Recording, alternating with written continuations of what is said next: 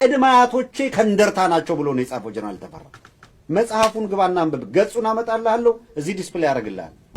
የትግራይን ኃይል ወክሎ የሚመጣው ከራሱ ከትግራይ በጠመንጃም ይሁን በፖለቲካ ሌጂቲሜሲ አግኝቶ የመጣ ኃይል ነው። ከክልሉ ሰላም ጋር በተያያዘ በጫካ ላሉ ወንድሞቻችን ማስተላለፍ የሚፈልገው መልእክት ቢኖር ከጀነራል ተፈራ ማሞ ጋር ተያይዞ የሚሰሙ ነገሮች ጉድ ማስባላቸውን ቀጥለዋል። ጀነራሉ የፋኖን የትጥቅ ትግል ከተቀላቀሉ ከዓመታት በኋላም ቢሆን አሁን ወደ መነጋገሪያ ርዕስነት እየመጡ አወዛጋቢ ነገሮችን እየተናገሩ ነው። በተቃራኒው ደግሞ የእርሳቸውን ንግግር ተከትሎ የሚወጡ ከመጋረጃ ጀርባ የነበሩ ጉዶችም በርክተዋል። ከዚህ በተጨማሪ ጀነራሉ እውን እንዲሆን የሚፈልጉት ከህወሓት ጋር አብሮ የመሰለፍን ነገር እና ኢንጂነር ይልቃል ጌትነት በጉጉት እየጠበቁት እንደሆነ የሚያሳብቅ ንግግር ሲያደርጉም ተሰምተዋል። የሀገሪቱ ምክትል ጠቅላይ ሚኒስትር ደግሞ በጫካ ለምትገኙ ወንድሞቻችን መልእክት አለኝ እያሉ ነው። ክቡራትና ክቡራን፣ የዛሬው ልዩ ዘገባችን በእነዚህ ጉዳዮች ላይ ያተኩራል። አስቀድመን ግን ከመከላከያ ሰራዊትና ከአሜሪካ ፕሬዝዳንታዊ ጽሕፈት ቤት የተሰሙ ሁለት አጫጭር መረጃዎችን እንነግራችኋለን። አብራችሁን ቆዩ።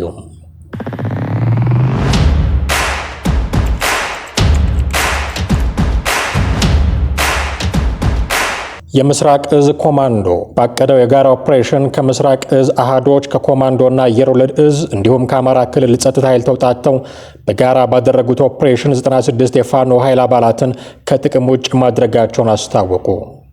እነዚህ ኃይሎች ንጹሃን ዜጎችን በማገትና ገንዘብ በመቀበል የመኪና አስቆሞ ዘረፋ በማድረግ ቀረጥ በማስከፈል ህዝቡ ከወንጀል ስጋት ነፃ ሆኖ መንቀሳቀስና ተግባሩን መፈጸም እንዳይችል እያደረጉ በመሆኑ ምስራቅ እዝ ከአማራ ክልል ፖሊስና ከአየር ወለድ ክፍለ ጦር ንስር ሻለቃ ጋር በጥምር የጋራ ዕቅድ አውጥተው አካባቢውን የማጽዳት ግዳጅ ተወጥተዋል ተብሏል።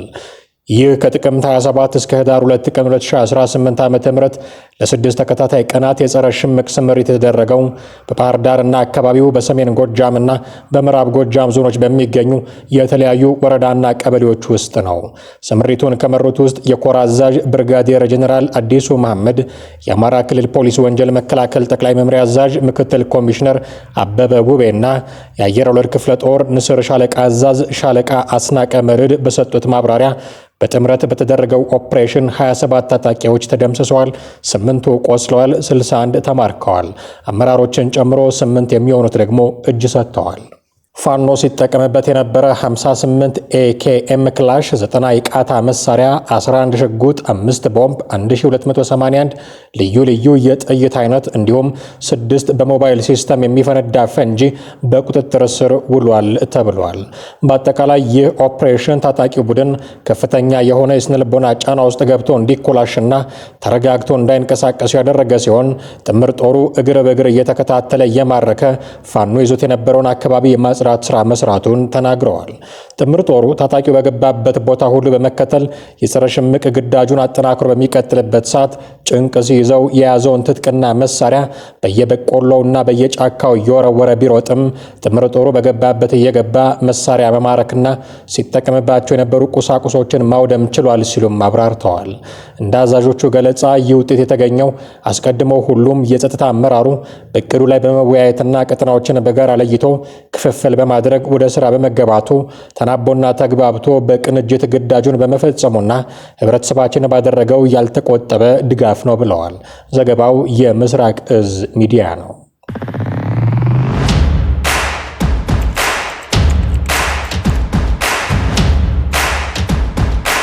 ፕሬዝዳንት ዶናልድ ትራምፕ ታዳጊዎችን በወሲብ ንግድ በማሰማራት ወንጀል በተፈረደበት ጄፍሪ ኤፕስቲን ቤት ከአንዲት የጥቃት ሰለባ ጋር ሰዓታት ማሳለፋቸውን የሚገልጽ የኢሜይል ልውውጥ ይፋ በወጣ አዲስ ሰነድ ላይ ተገኘ።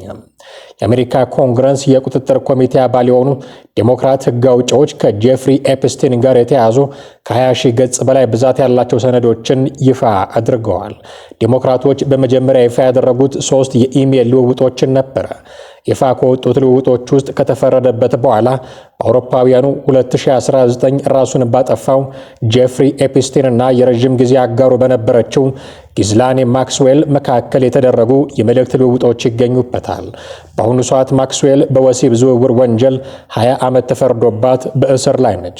በቅድሚያ ይፋ የተደረገው የኢሜይል ልውውጥ በሁለቱ ግለሰቦች መካከል በአውሮፓውያኑ 2011 የተደረገ ነው። ኤፕስቲን ለማክስዌል በጻፈው መልእክት ላይ እንድታስተዊ የምፈልገው አንድ ነገር እስካሁን ያልጮኸው ውሻ ትራምፕ ነው።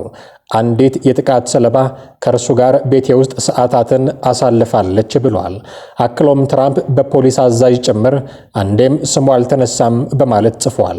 ማክስዌል በበኩሏ ስለዚህ ጉዳይ ሳስብ ነበር በማለት እንደመለሰች አዲስ የወጣው ሰነድ አሳይቷል። ዴሞክራቶች መጀመሪያ ላይ እነዚህን የኢሜይል ልውውጦች ይፋ ያደረጉት የጥቃት ሰለባዋን ስም ሰርዘው ነው።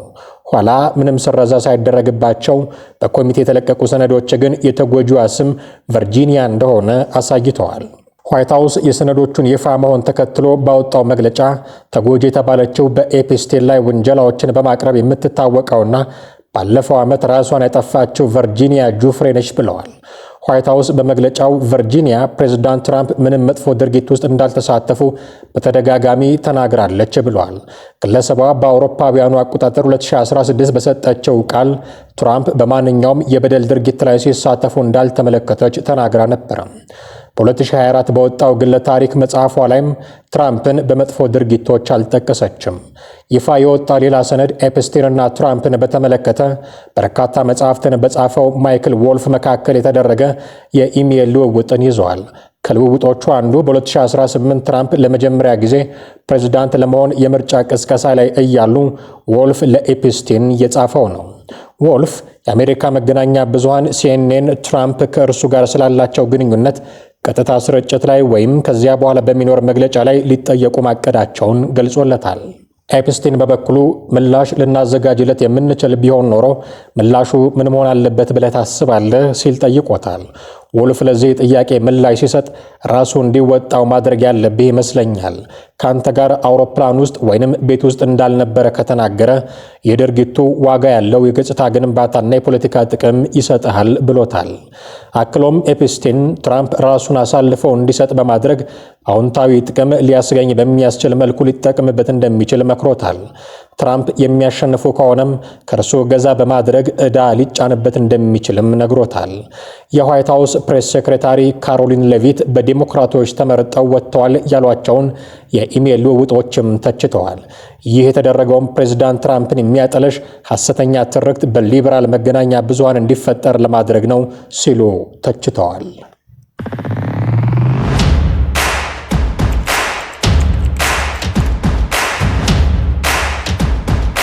አሁን መግቢያችን ላይ ወደ አስተዋወቅናቸው ጉዳይ በቀጥታ እናልፋለን።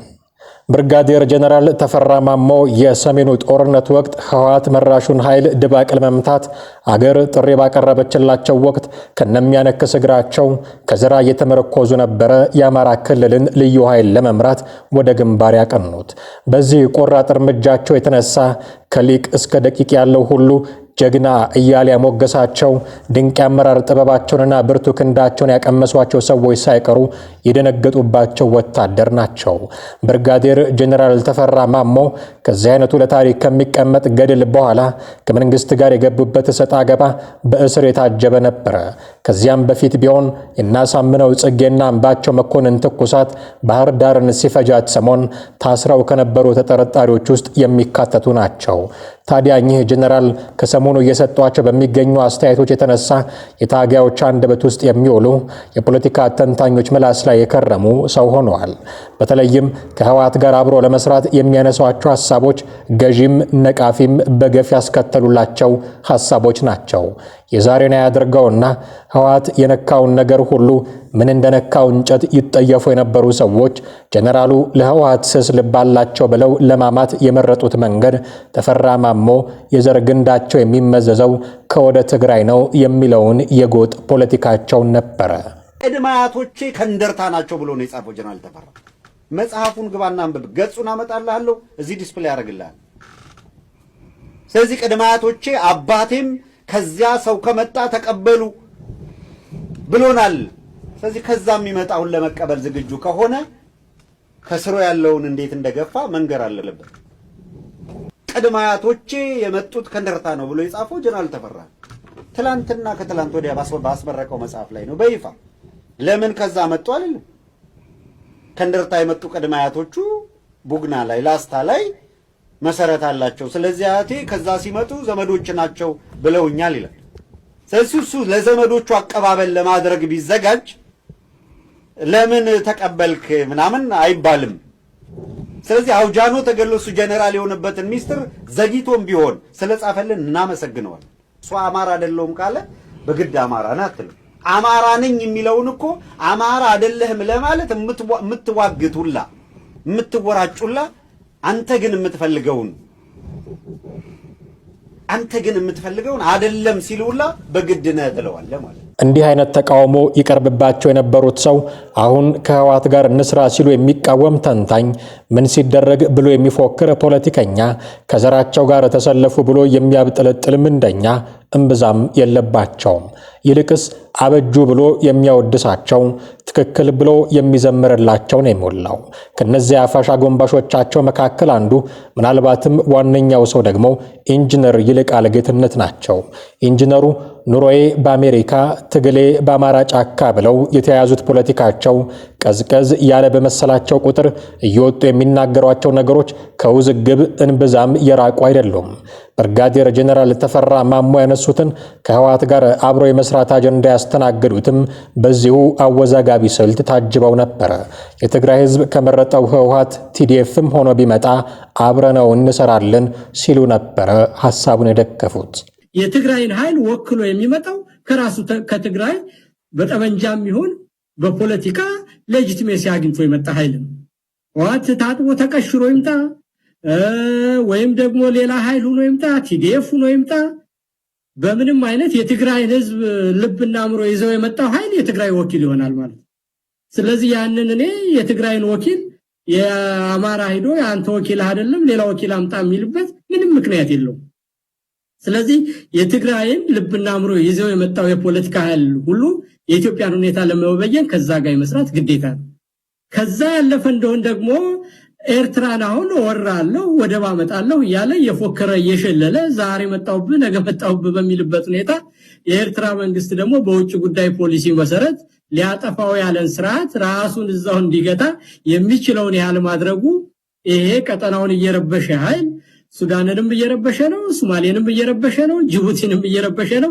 እነዚህ ኃይሎች ሁሉ አጠቃላይ ቀጠናውንም ስለሚረብሽ ዓለምንም ማስተባብረን ጎረቤቶቻችንንም ማስተባብረን የኢትዮጵያ ኃይሎችም ተባብረን ስርዓትን በአካባቢው እያጠፋ ያለውንና ሀገር እያጠፋ ህብረተሰብን እያጠፋ ያለውን ስርዓት አባሮ ሌላ ስርዓት መመስረት የኢትዮጵያውያን ሁሉ ኃላፊነት ነው።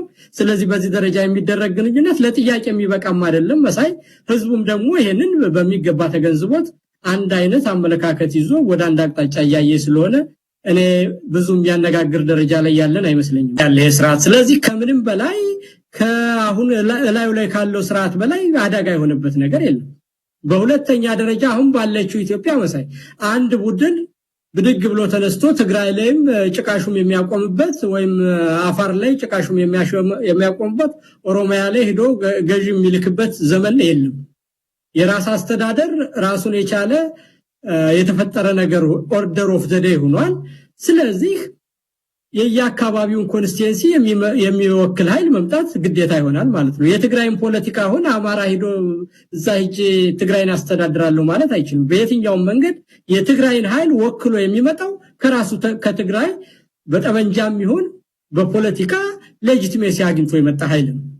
ህወሓት ታጥቦ ተቀሽሮ ይምጣ ወይም ደግሞ ሌላ ኃይል ሆኖ ይምጣ፣ ቲዲኤፍ ሆኖ ይምጣ፣ በምንም አይነት የትግራይን ህዝብ ልብና አእምሮ ይዘው የመጣው ኃይል የትግራይ ወኪል ይሆናል ማለት ነው። እነዚህን አሜሪካ ምድር ላይ ተቀምጠው የጫካውን ትግል በራሳቸው ስልት ለመቃኘት ነጋጠባ የሚጥሩትን ሰዎች ትኩረት ለመንፈግ ይሆን አሊያም ለሌላ ባይታወቅም የመንግስት ባለስልጣናት መልእክት ባስተላለፉ ቁጥር ተደራሽ የሚያደርጉት ጫካ የገቡ ተዋጊዎችን ብቻ ነው።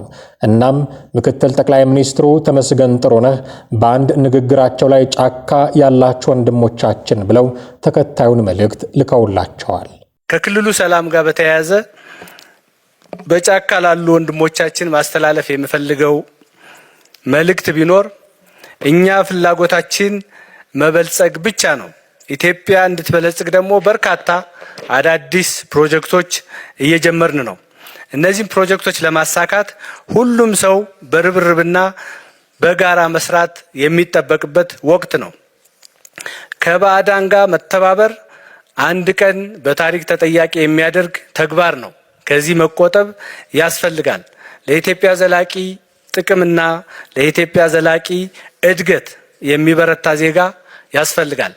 እንዲህ አይነት ፋብሪካ የሚሰራው ደብረ ብርሃን ሰላም ስለሆነች ብቻ ነው። የፌዴራልም ይሁን የክልሉ መንግስት ለየትኛውም አካል እስካሁን በሰጠው ምህረት መሰረት በሰላም በንግግር በውይይት በሰለጠነ መንገድ ችግሮችን እየፈታን ተባብረን ክልላችንን አገራችንን አልምተን አገራችን በአህጉራችንም በዓለምም ደረጃ የሰለጠነች ክብሯ የተጠበቀ በድህነትና በኋላ ቅርነት ሳይሆን በብልጽግና በቴክኖሎጂ የምትታወቅ ሀገር እንድናደርግ በጋራ እንድንሰራ በዚህ አጋጣሚ ጥሪ ማስተላለፍ እፈልጋለሁ። እነ ብርጋዴር ጄኔራል ተፈራ ማሞ አሊያም እስክንድር ነጋና ዘመነ ካሴ ይህንን ጥሪ ይቀበሉ ይሆን?